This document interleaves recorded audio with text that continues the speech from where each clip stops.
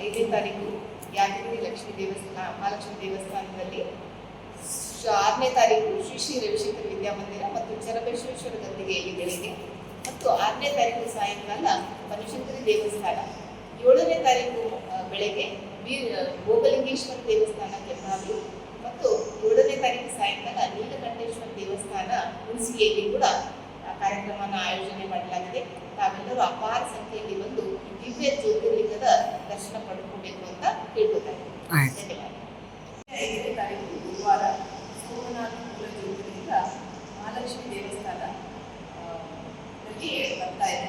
ಅಲ್ಲಿ ರುದ್ರಪೂಜೆ ಮತ್ತು ಸತ್ಸಂಗ ಪ್ರಸಾದ ವ್ಯವಸ್ಥೆ ಮಾಡಲಾಗಿದೆ.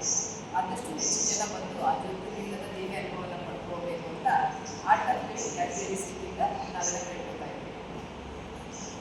ಮಾರ್ಚ್ 5ನೇ ತಾರೀಕು ಯಾದಗಿರಿ ಲಕ್ಷ್ಮೀ ದೇವಸ್ಥಾನ ಮಹಾಲಕ್ಷ್ಮಿ ದೇವಸ್ಥಾನದಲ್ಲಿ 6ನೇ ತಾರೀಕು ಶ್ರೀ ರವಿಶಂಕರ ವಿದ್ಯಾಮಂದಿರ ಮತ್ತು ಚರಬಸವೇಶ್ವರ ಗದ್ದಿಗೆಯಲ್ಲಿ ಬೆಳಿಗ್ಗೆ ಮತ್ತು 6ನೇ ತಾರೀಕು ಸಾಯಂಕಾಲ ಬನಶಂಕರಿ ದೇವಸ್ಥಾನ 7ನೇ ತಾರೀಕು ಬೆಳಗ್ಗೆ ಗೋಗಲಿಂಗೇಶ್ವರ ದೇವಸ್ಥಾನ ಕೆಂಪಾವಿ ಮತ್ತು 7ನೇ ತಾರೀಕು ಸಾಯಂಕಾಲ ನೀಲಕಂಠೇಶ್ವರ ದೇವಸ್ಥಾನ ಹುಣಸಿಗೆಯಲ್ಲಿ ಕೂಡ ಕಾರ್ಯಕ್ರಮನ ಆಯೋಜನೆ ಮಾಡಲಾಗಿದೆ.